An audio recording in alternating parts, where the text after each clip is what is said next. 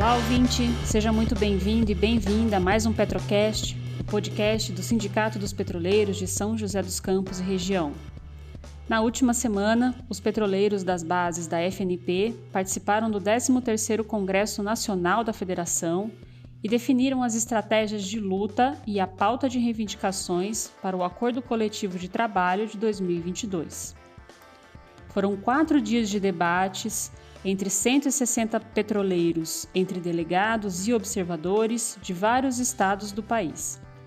Este ano, a campanha reivindicatória terá como foco recuperar as perdas impostas pela Petrobras no último ACT. E quem conta pra gente sobre as estratégias traçadas pelo Congresso é o presidente do sindicato, Rafael Prado. Fala, Rafa! Olá, Manu! Olá, ouvintes do Petrocast! Bom estar aqui de volta. Rafael, esse ano tem eleição presidencial, existe uma forte crise econômica impactando o país, com alta dos preços, da fome, do desemprego, e tem a Petrobras praticando preços absurdos com o PPI e lucrando alto. Como esse cenário vai impactar na campanha salarial da categoria? Olha, o Congresso da FNP foi atravessado por esse debate da Petrobras para os brasileiros, inclusive a FNP aprovou um programa para a Petrobras, 10 pontos que a gente quer discutir com a empresa para reverter esse cenário, né, para lutar contra a privatização e retomar o caráter estatal da Petrobras. Isso é fundamental e os petroleiros precisam entender por que essa luta é central. Essa Petrobras que retira direitos, essa Petrobras que vem atacando o plano de saúde, o fundo de pensão da categoria, é uma Petrobras tomada pelo mercado. É uma Petrobras que ainda não é privada, porém vem funcionando como uma empresa privada. Ela foi, digamos assim, uma gestão privatizada. Então, é fundamental para que a gente possa ter um acordo coletivo de trabalho digno e que a gente possa discutir a recuperação dos direitos históricos da categoria que a gente perdeu em outras negociações, que a gente discuta o caráter da Petrobras, ou seja, a necessidade dessa empresa atuar como uma empresa estatal. Então, a nossa campanha reivindicatória, ela obviamente vai estar atravessada por esse debate. Então, nós vamos articular a luta da categoria em defesa do ACT com o debate mais estratégico de para onde nós entendemos que a Petrobras tem de ir. Rafael, e se tudo der certo, esse ano será o último ano de governo Bolsonaro. Qual vai ser a estratégia de luta dos petroleiros diante dos ataques que o governo ainda pode impor à Petrobras e à categoria?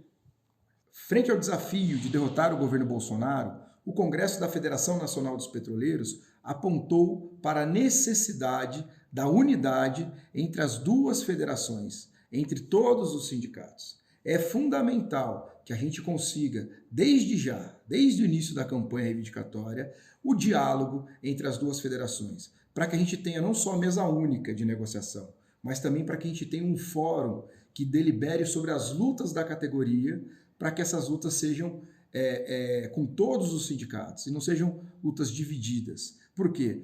O desafio é tremendo. A luta contra o governo Bolsonaro não tem que ser apenas nas urnas, mas também é fundamental fazer esse debate da necessidade de impedir a reeleição do Bolsonaro, mas a campanha reivindicatória petroleira, sobretudo a campanha, precisa ter as suas ações políticas, seus atos, as suas greves, as suas mobilizações a serviço dessa luta mais geral da classe trabalhadora.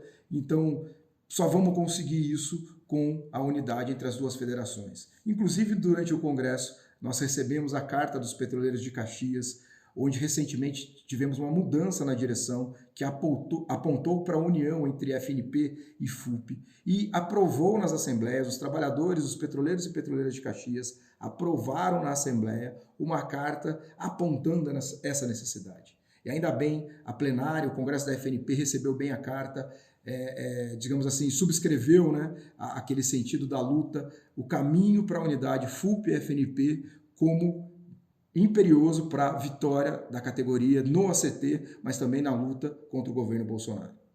Bom, e esse ano você falou, a luta vai ser para recuperar os direitos que foram perdidos no último ACT e lutar por um ACT sem perdas.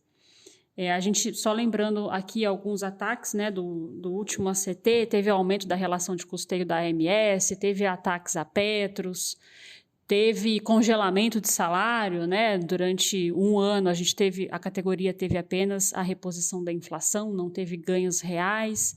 Esse ano, quais são os principais pontos, quais são os pontos que você destaca de reivindicações sobre o ACT?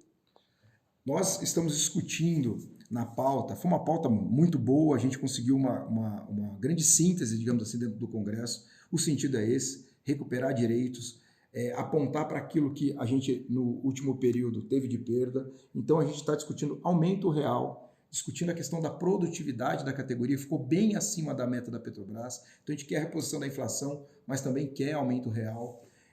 Nós estamos discutindo a questão do plano de saúde, reivindicando uma gestão própria da Petrobras, porque está sendo uma tragédia a Associação Petrobras de Saúde, reivindicando o retorno dos patamares de contribuição para o plano de saúde ao que havia antes, né? Você tem, não só na relação de custeio, mas também na racionalidade da distribuição da tabela. Nós achamos que aumentou demais para os mais velhos, aumentou demais a diferença entre as faixas etárias, e não precisa ser assim, não era assim, e consequentemente os aposentados e pensionistas estão sofrendo muito com o plano de saúde. Nós também discutimos pautas do horário administrativo, sobretudo o teletrabalho. Nós queremos que o teletrabalho entre na discussão do acordo coletivo de trabalho. Nós fizemos um aprendizado com o funcionamento do banco de horas, e não só queremos apontar para a necessidade de que a jornada estendida dentro do sistema Petrobras não seja contabilizada com o banco de horas, mas também a gente quer colocar, caso não seja possível, a gente quer colocar limites ao banco de horas. Convocação de finais de semana, dobras de turno, convocação para emergência, parada de manutenção. A gente quer apontar para um acordo de parada de manutenção, para que as paradas sejam realizadas com tranquilidade. Então, todos esses temas estão dentro da nossa pauta.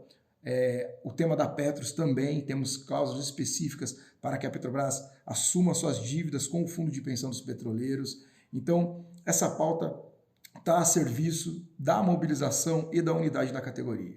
Nós estamos pretendendo entregar essa pauta em breve, vamos divulgar a data para a categoria, a FNP vai fazer uma reunião na próxima terça-feira para definir isso.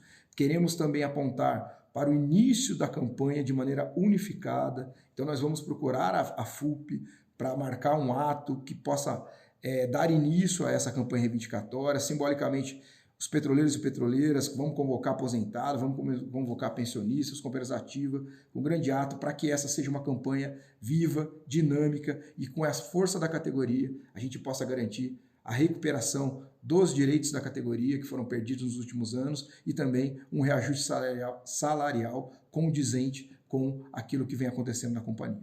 Mudando de assunto agora, vamos falar sobre a questão da tabela de turno.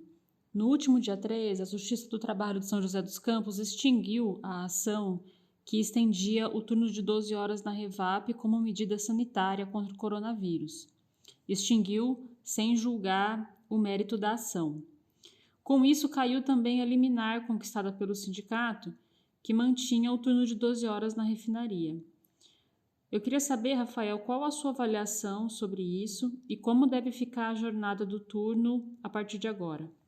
O primeiro de tudo é encarar a conquista dessa liminar como uma grande vitória da categoria, que impôs à Petrobras, esses 7 meses, a tabela de turno de 12 horas para a proteção da categoria, porque a Petrobras queria voltar para o turno de 8 horas ainda durante uma alta da pandemia. A realidade, inclusive, se impôs com a alta da Ômicron, né, que fez com que a Petrobras reconhecesse o erro. Então, essa liminar foi fundamental. É uma decisão que segue aí o avanço da vacinação, a queda nos números da pandemia. Então, por isso, essa ação acabou sendo extinta aí, sem resolução de mérito. A gente ainda tem uma outra ação que vai discutir se a empresa deve ser obrigada ou não a implantar a tabela eleita nas assembleias. Essa ação está aguardando decisão. A gente acredita que isso possa ocorrer em breve, já que inclusive a mesma juíza que tomou a decisão sobre a Covid é a responsável por essa outra ação. Mas além disso, nós estamos num período de parada de manutenção. Nós entendemos que não é adequado a empresa querer fazer uma modificação na tabela de turno nesse momento, que a gente precisa agora focar em segurança, que a gente precisa agora focar numa parada de manutenção sem acidentes. Inclusive, durante a parada, a gente arrancou o compromisso da empresa de não trocar o regime de turno dos trabalhadores. Foi uma grande vitória da mobilização nas assembleias. Esse era um problema que vinha se arrastando há anos. A gente espera, inclusive, conseguir discutir isso na CT e resolver de uma vez por todas. Mas, além disso, a gente vem discutindo saúde e segurança, a gente cobrou o efetivo da empresa, cobrou um melhor sistema de transportes para evitar atrasos, para que a turma possa trabalhar tranquila, cobrou da empresa o efetivo no laboratório, né? Porque a gente sabe que na pós-parada e durante a parada sobe também o número de análises, e hoje o efetivo do laboratório da Revap foi reduzido. A gente esteve na gerência regional do MPT com os auditores fiscais, conversando sobre aquilo que a gente acha importante, que a fiscalização aborde no diálogo com a empresa. Então, acreditamos que esse deve ser o foco nesse próximo período. Então, esperamos que o debate sobre qual tabela de turno virá, né, para a Revap após a queda dessa liminar aconteça após a parada de manutenção.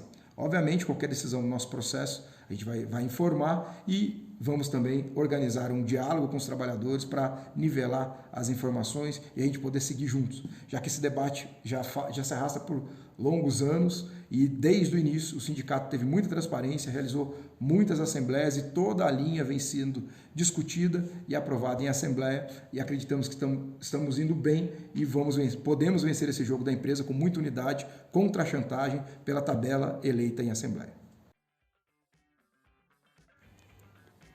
E o programa de hoje fica por aqui. Siga o Petrocast na sua plataforma de áudio e ative o sininho para receber uma notificação sempre que tiver programa novo no ar. Eu sou Manuela Moraes, jornalista do sindicato. Até a próxima!